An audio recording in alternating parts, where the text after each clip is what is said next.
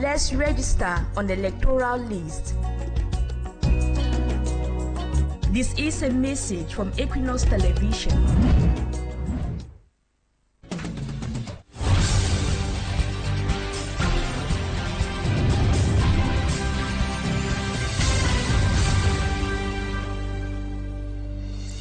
Blood continues to flow on major highways in Cameroon. A collision between an interurban transport agency, that's an interurban transport bus, and a truck leaves at least 3 persons dead, with 20 others responding to treatment in hospitals in Melong and Kongsamba in the Mungo Division, Lithura region. You'll be listening to the testimonies of some survivors in this news edition. And away from that, to tell you how civil society actors and political figures are voicing concerns over the recent appointment of a former CPDM senator to the Constitutional Council. They argue this move could undermine the country's democracy and discourage potential voters. Those are top stories. Good evening, ladies and gentlemen. This is the 6 p.m. edition of the Primetime Newscast on Equinoxe Television. Stay with us.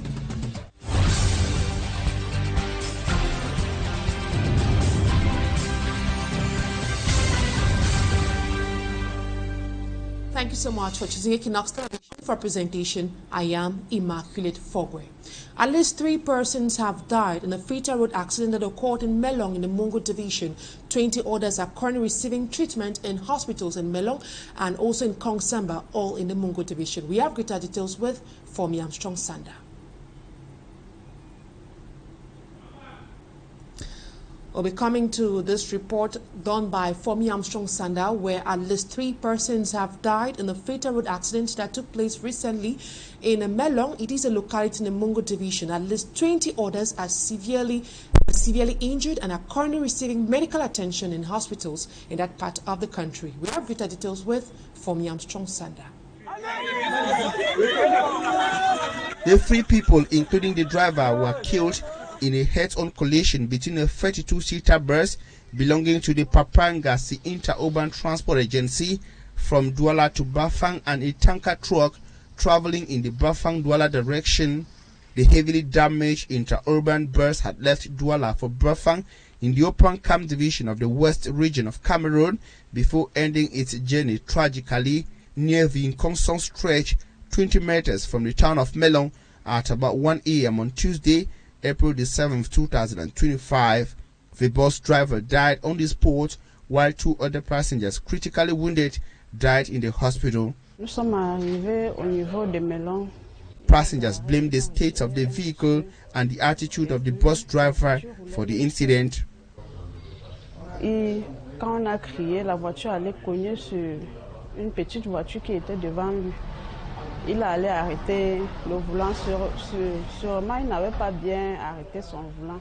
One survivor says the driver lost concentration and temper, quarreling all along with his assistant until they got into the accident.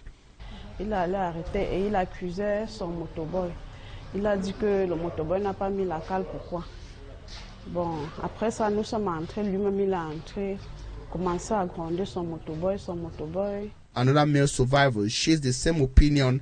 Et là, il s'est trouvé nez à nez avec le camion citerne.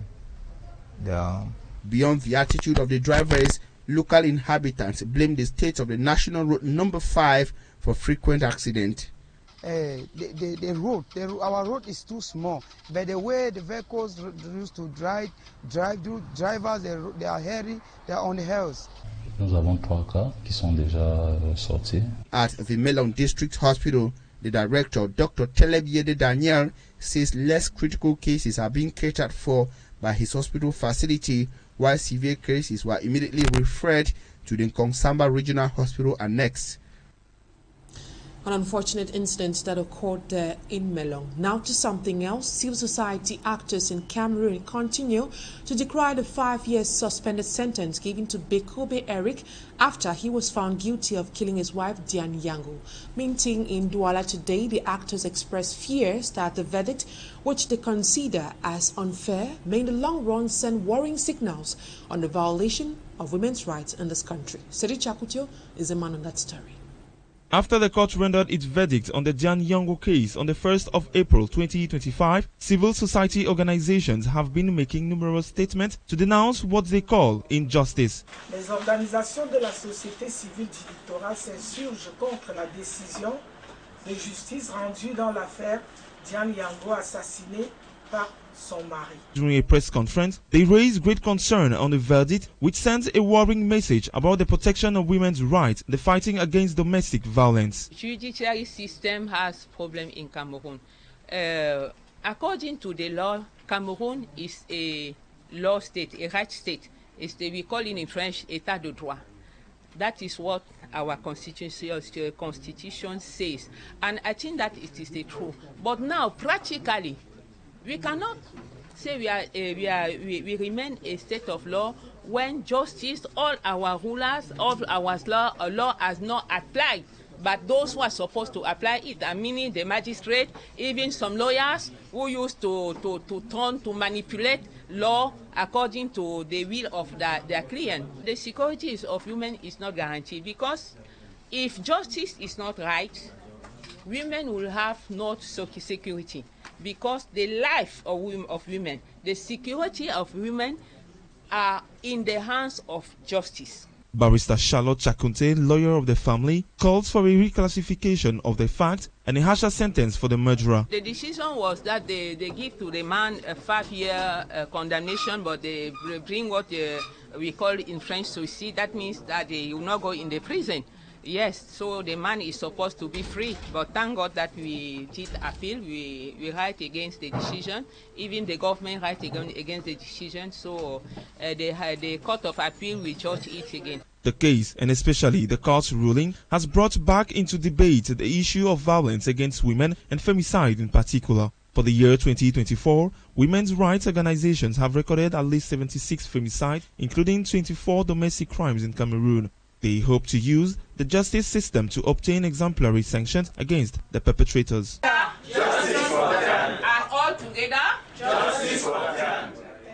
Justice for Dian Yango. And in other news, a 23-year-old mother of triplets in Edea is struggling financially and appealing for assistance from the government and kind-hearted individuals. The young girl and her partner fled the ongoing crisis in the conflict northwest region, seeking safety in Edea. Malaglory tells us more about her ordeals. 23-year-old Ndinga Nuela is an internally displaced from the northwest region and mother to the triplets who were delivered at the St. Odile of Ekiti in the Sanaga Maritime Division, Littoral region. She delivered these children at 32 weeks, 4 days, and they were premature. The first one, a girl, was 1.3 grams.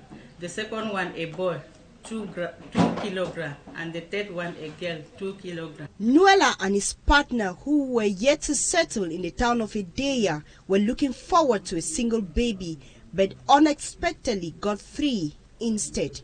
They are now faced with financial challenges. On attendait un bébé, évidemment c'est venu 3, donc on demande les États pour qu'ils nous aident par les dons, par exemple, pour donner, acheter les couches des enfants, le lait, tout.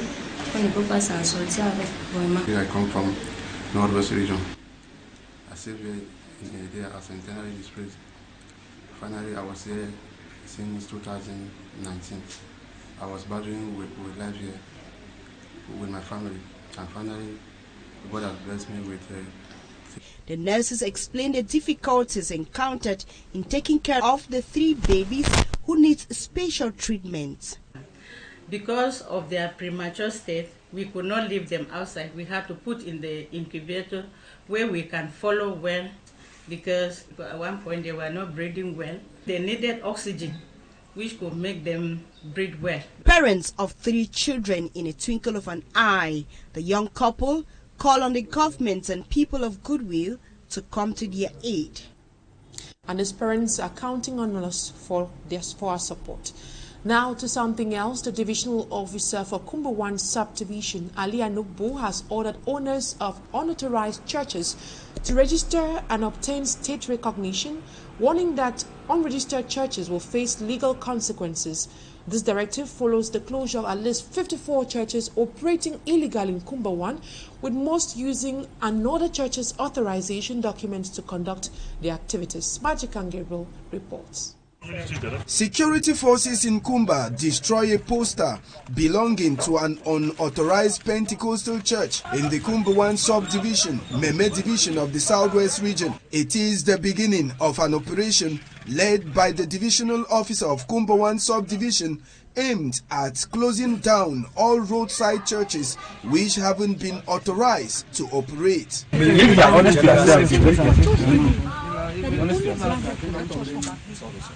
We're talking about their papers that in front of us. On the ground, it was discovered that most of the churches have been opened with the authorization numbers of others in the same town. We have other churches in Kumba here. Majority created by other churches. The created churches, again, they have opportunity to create another one. There is a particular church that has created about more than 2,000 churches.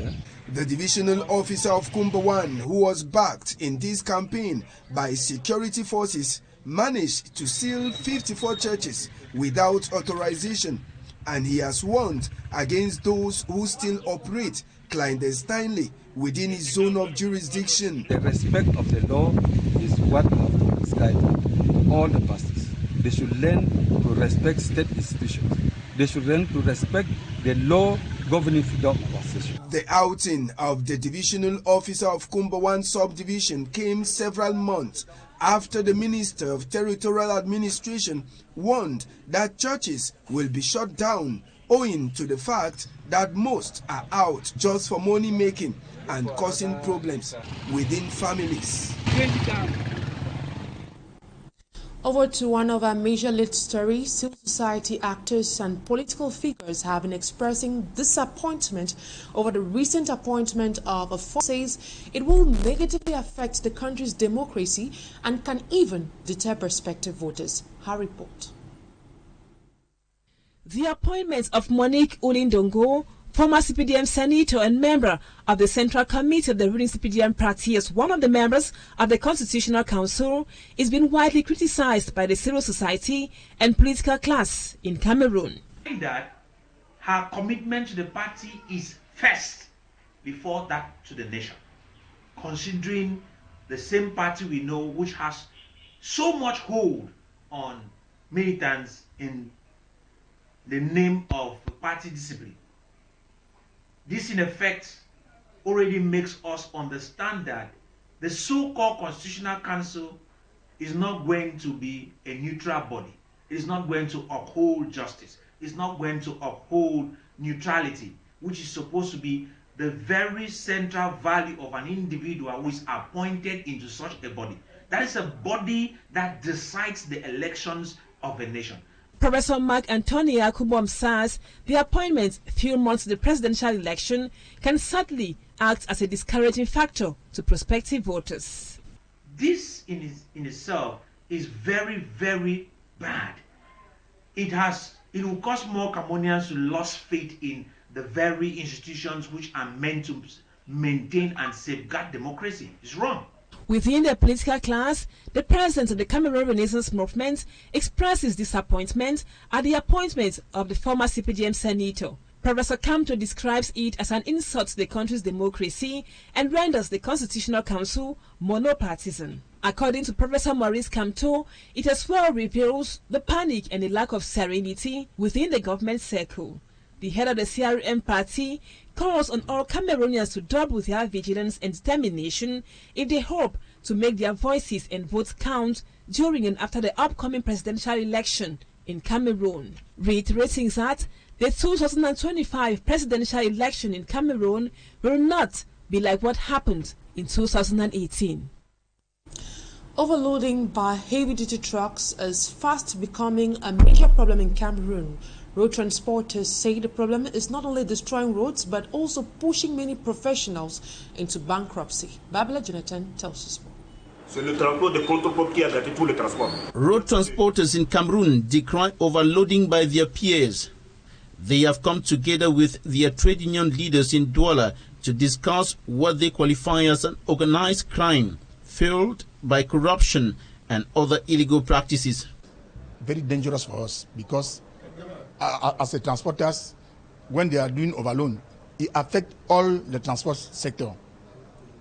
Transport of people, transport of even other citizens. So we think that this corruption starts at the ministries when they deliver this document so that they should kill the roads. Because when you see now, we make Douala to Yaoundé is 272 kilometers. We make 7 hours, where we were making 5 hours with the measure of the Minister of Transport. There is a problem. The unlawful behavior has devastating consequences on the state of roads and their activities. This many accidents you see on our roads. Vehicles have been spoiled. Now, every transporters they're falling in bankrupt because they cannot survive with this. They are going to bankruptcies because they cannot follow this corruption. They are urging urgent action to put an end to the problem. We want the two ministers in charge of roads and transport to stop delivering this authorization. That is the first thing. The special authorization. To give this special authorization, they should put a commission that will even look at if these lorries that are coming to ask this authorization have heavy loans. They also want the government authorities managing the country's road transport sector to ensure that companies do not transport their own goods but should use the services of professional transporters as required by the rules and regulations governing the sector. And that's it for today's package of the 6 p.m. primetime newscast on Equinoxe Television. Thank you, ladies and gentlemen, for your keen attention. Stay in the company of more interesting programs on Equinoxe Television. Coming up next in a few minutes is a program Equinoxe Soir with Serge Alain Otto and his guest. Bye-bye for now.